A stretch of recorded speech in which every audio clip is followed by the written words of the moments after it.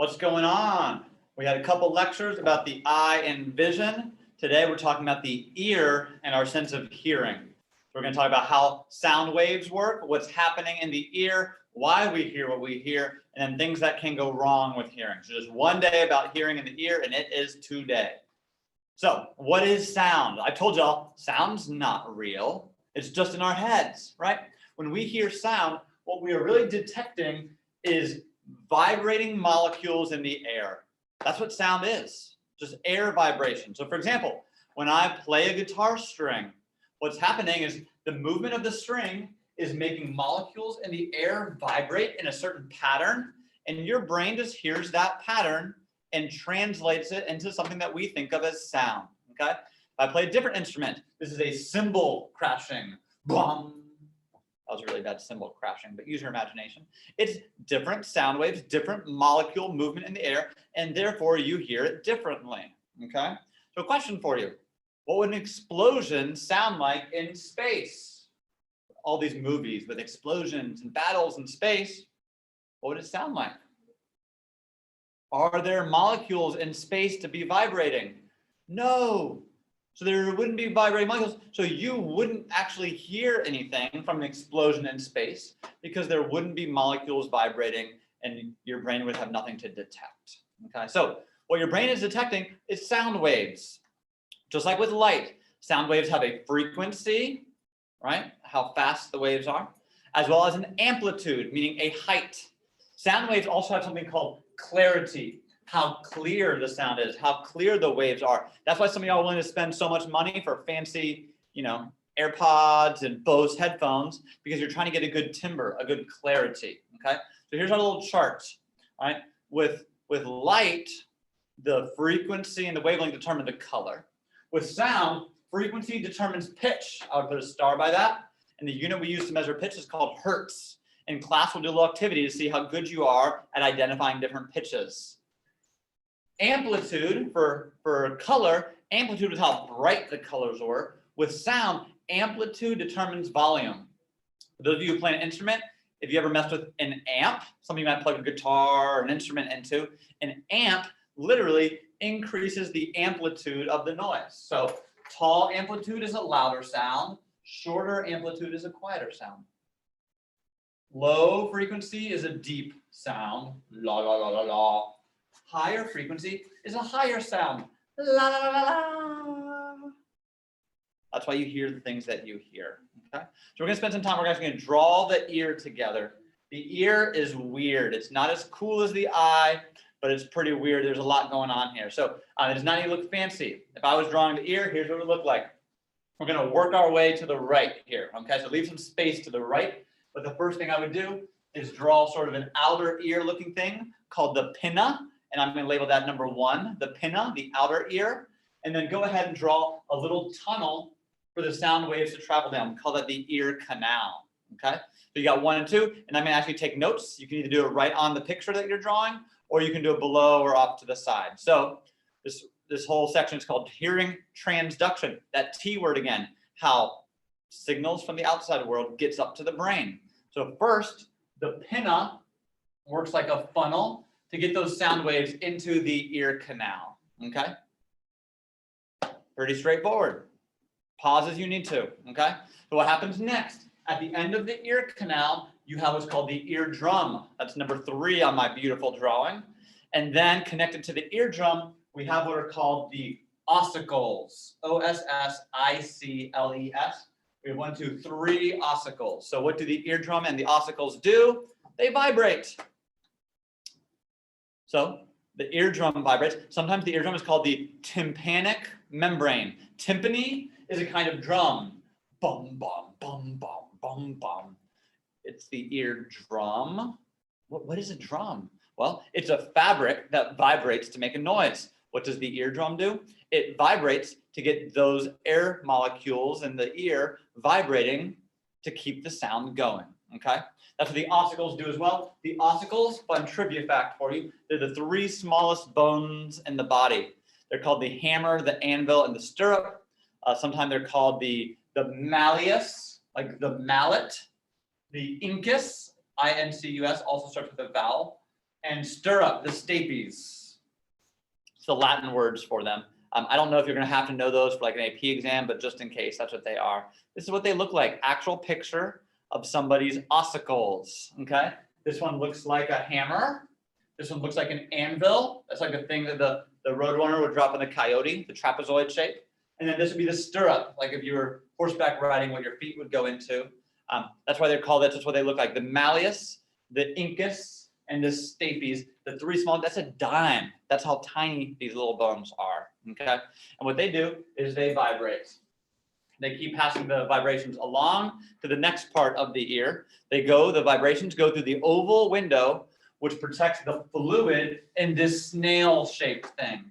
It is called the cochlea. Number 6, say cochlea, cochlea. Some people call this the Coachella. Coachella, so weird music festival. Okay, now that's a good mnemonic to use. The cochlea, the Coachella. It has to do with listening, hearing, right? Music, but it's pronounced the cochlea. It's the spiral snail, and I think the cochlea is the most important part of the ear. Okay, so the vibrations go through the oval window, and they go to number 6, the cochlea. Write that down. You can pause it as you need to. Here's another image of what the cochlea looks like. It's filled with fluid, and the liquid inside the cochlea, it sloshes around, okay?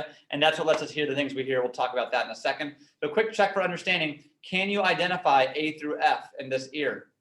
Pause it, test yourself. So you can do that in your notes. We'll go over it in class. So what happens in the cochlea? Take a look at this picture. It's so creepy. It's a little snail spiral, and it's got, you might not see it, it looks like eyelashes almost. It's got these hairs on this basilar membrane. The cochlea is the fanciest part of the ear. And the way the cochlea works is the hairs vibrate, and each hair is attached to a different nerve or neuron on this membrane.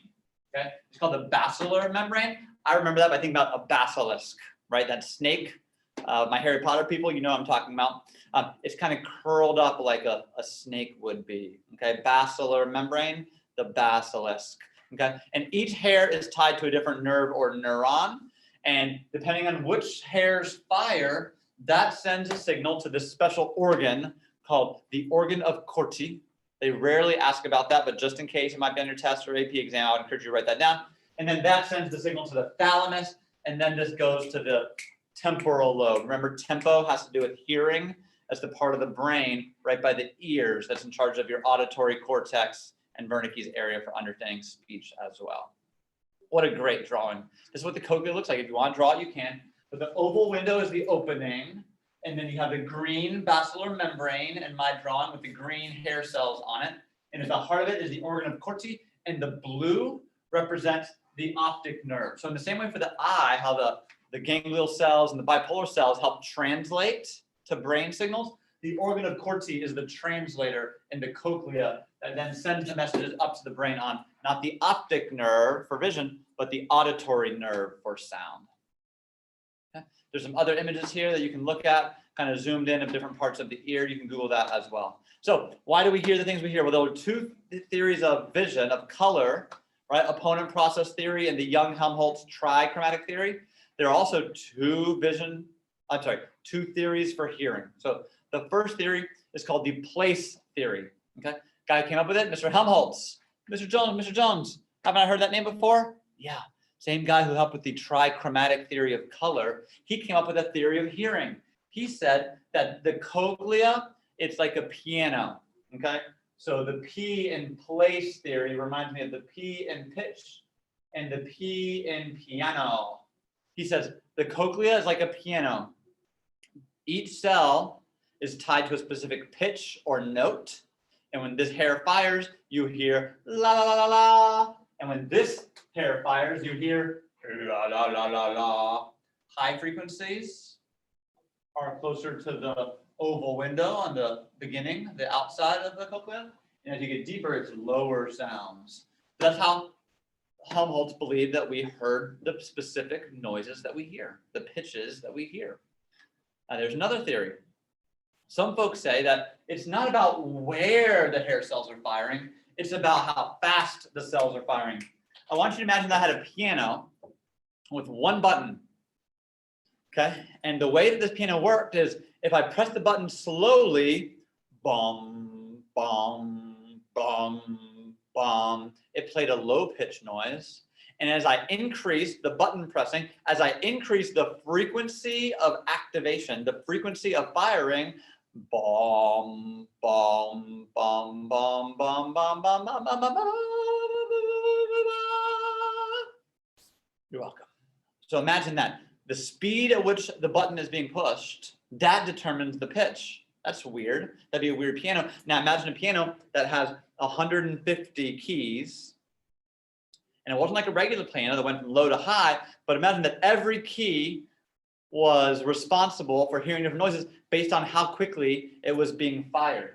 That's weird. That's frequency theory. The idea that pitch is not about which cells are firing, but about how fast the cells are firing, okay?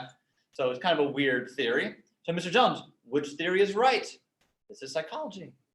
It's always a little bit of both. What they have found is that place theory is better for explaining how we hear the high pitch, high frequencies that we hear.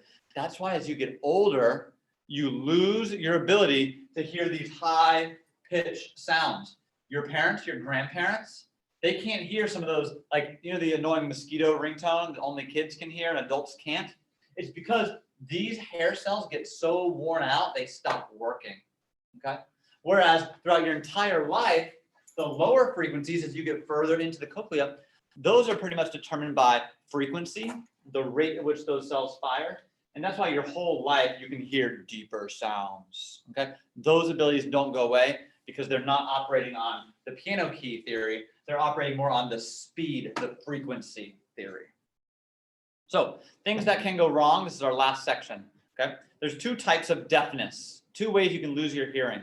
So first off, you can have what we call a mechanical problem, a parts problem, meaning the ear canal is blocked, or the eardrum is ripped, is broken, or the bones aren't vibrating anymore.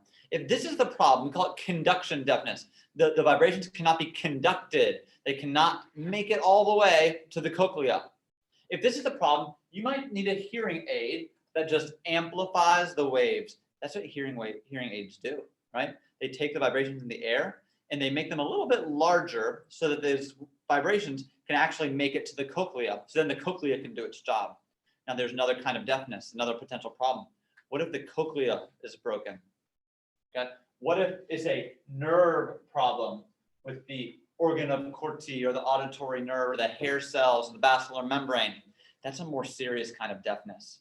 If this is the problem, if it's like more of a brain-related problem, this is when someone might need a cochlear implant. A cochlear implant is like a little computer that plugs in. It operates as your cochlea. So people with cochlear implants, they're not having to have vibrations go through their ear canal, off their eardrum, off their ossicles to the cochlea. The cochlear implant is taking vibrations from the world around them and directly transmitting an electrical signal. It's a little computer up to the thalamus, into the temporal lobe, okay? So if you see someone with a cochlear implant, it's literally a little computer that is wired into the brain. It's wired into that auditory nerve, to the thalamus, to the temporal lobe, okay? This is more serious, but they have made some really impressive strides with how they can help people with deafness be able to hear. So we might watch a little video in class, a cute video of kids, who are adults even, who are able to hear for the first time thanks to these devices. Test yourself. See if you can put your notes away. Try and answer these 4 questions about hearing theories. We'll go over the answers in class. Peace out.